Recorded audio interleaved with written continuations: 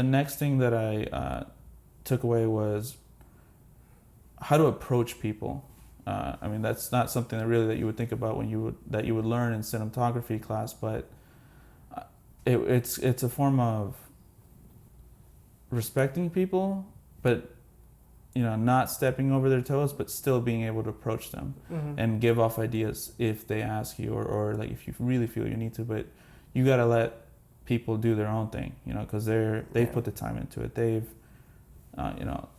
put probably money into it. But for somebody to come up out of nowhere and just start suggesting things can be disrespectful. And also, what if they just don't want to take your suggestion, but they want to be nice to you? Yeah, it's a very kind of political atmosphere. Like once you get on set and kind of navigating through relationships, it's a very much so jumping through hoops kind of game. And that's one thing that I kind of never realized until I took the class, and then we got those lectures, and then once you're on set, you kind of start to realize it's all kind of it's a very a very political game of relations with other people. So and you wouldn't really think about that. And then you get on there and you're like, whoa, I should probably just back up a little bit. Yeah, exactly. Kind of knowing kind of where you stand within the political boundaries that group that day kind of the thing. Crew. Yeah, exactly. Did you have any particular challenges while attending film school? Well, I knew what I wanted to do as soon as I came in.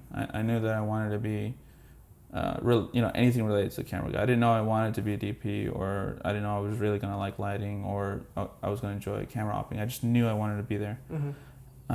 But I guess figuring out within those areas, what do I really want to specialize on, has been the most difficult thing. Even to today, actually, because I really like to do it all, but I want to specify so I can bring those a really good skill set to someone. That way we can all work as a team together. Right. That's one thing that I kind of find too, is because I've kind of found video through photography. So I started just taking stills, and then after the 5D wave hit, then I started dabbling in video a little bit and got really into that. And then for a good couple of years, I started doing both, video and photo. Someone come up to me do you do this? It's yeah, I do both. They're like, yeah, why not? Yeah, but then it was only till a few years ago that I kind of took a step back, and I was like, well, it would be better if I just specialized on one thing, and I chose video. It's so easy to just want to do everything. And a lot of people don't like to really talk to people too, so for that reason too, it's just easier to do it yourself. Yeah, right. Especially if you're kind of an introverted kind of nature. But I noticed that if you're gonna kind of dabble, if you're gonna be kind of a jack of all trades, you'll only be good at best at all of those trades. It's only until you kind of start to let go of other trades to really specialize on one craft, and that's kind of where you start to really excel. So I've definitely noticed that, especially in terms of myself, and maybe others too. Started hitting people up, you're like, hey man, you should come by. It's funny because a lot of my high school friends, a lot of people that I went to high school with, they know me as the photo guy. I always took photos all throughout high school. I always had a camera with me, and even to this day, I graduated 4 or 5, I don't even know how long, 4 or 5 years ago, and they still kind of hit me up on Facebook today. They're like, hey, can you take photos? Hey, I'm having a baby. Can you take our pictures? It's okay. Well, you're like, well, one, I'm older than you, and you're having a baby. And 2, I don't do that anymore. Yeah, and what about 3? Does this look like a photo camera? Yeah, exactly. People will never learn. Coming up to me, amigo, freaking all the amigos. Amigo, we'll take a photo. Idiots. So did you do freelance work while you were in school? I worked IT for the school. Okay. So I was a student worker. So that I got to choose my hours according to my, time at school. Classes every semester they changed. So that was a really good thing that I found. I did do freelance jobs on the weekends, but not nearly as much as I wanted to, because I wanted to keep a job at school so I can stay there. But the freelance work was really I say it wasn't anything narrative though, but I just did whatever I could just to get some money. You know? Mm-hmm. It took me a long time to save up just to get my camera. Right. So I mean that's really where everything went, but it was completely worth it. What was that balance like? Trying to balance whenever you did have freelance work in school. What was that like balance like for you?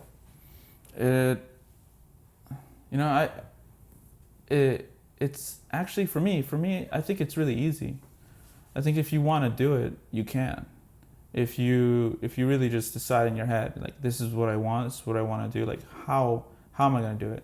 And it's like, all right, these hours are going to be here, these hours are going to be here, I'm going to work on this weekend, and then I'm going to come back.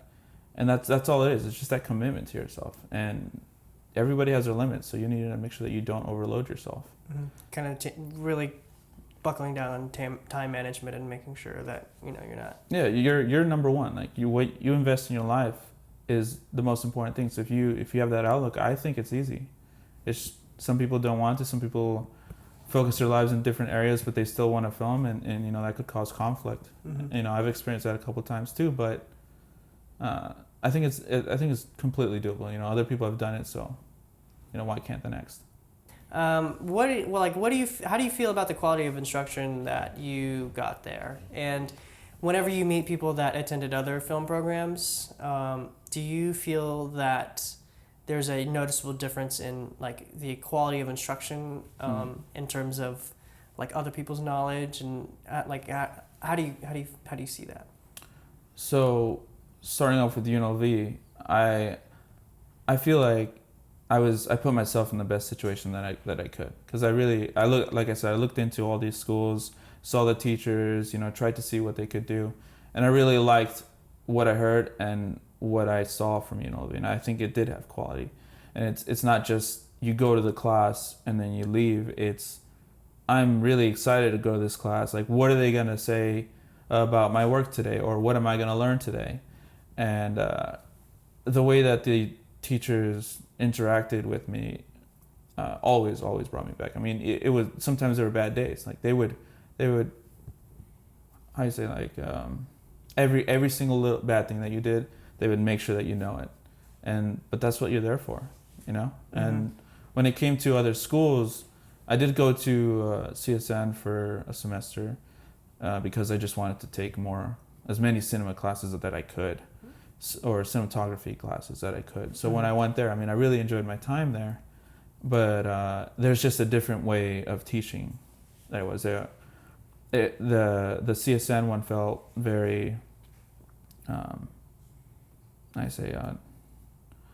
not factual, but it was very hands-on, which is really good. Mm-hmm. And they're fast-paced, and if that's what you like, then maybe that's school for you, which I have nothing against. I just like to really go into the theory based, and I feel like UNLV does that. Definitely. They give you the hows and the whys, and they really press on it a lot. Like other schools will go over it because they're all good schools. It's just I found that there, and I like that approach.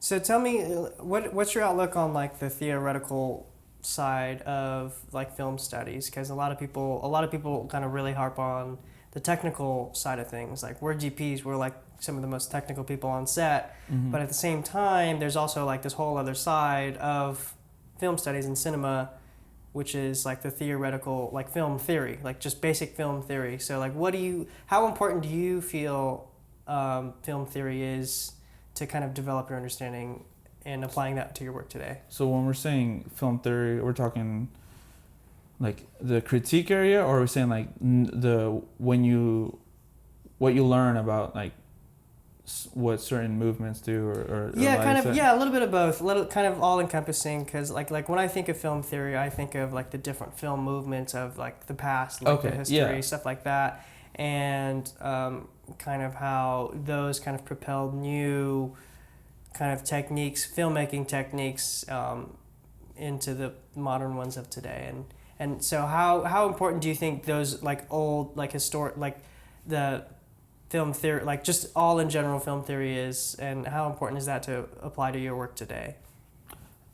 Not gonna lie, sometimes you're gonna get bored, because you're just being bombarded with a ton of information, and some of it may not excite you. but I do think that it's all completely worth it. It's you're discovering through someone else what worked, you know, and that's something that you don't have to do, you know, and you can have the pleasure of having fun learning about it, or you could just learn about it and continue. So for me, it's adding on knowledge at a faster pace, and with learning, I guess you could say just anything related to theory and applying it to your work, I think is also completely worth it, because it's your approach to how you film. It's your style. You know, a lot of people look for their style and they want people to define them, but it's just how you approach things. And theory helps out. You know, it makes you make your choices faster, as opposed to just getting on there and being like, oh, okay, this looks cool, but you know, can you really describe what you mean by cool? Like, Right, what about exactly. it?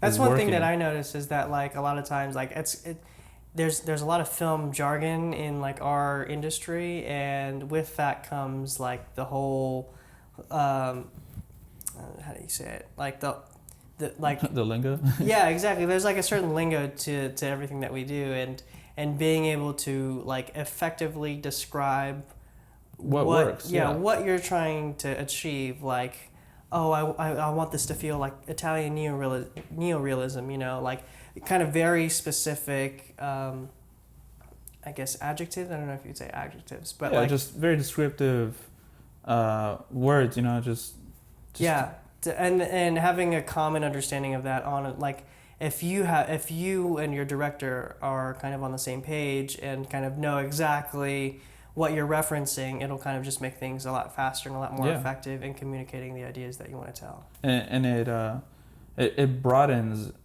like your ability to do anything. I mean, I think that, again, like to sum it up, like if I could just say it real fast, it would be because it just makes you better. It helps you move faster, and as a aspiring DP, like time is definitely a big factor in it, and you want to balance the time and quality aspect of it.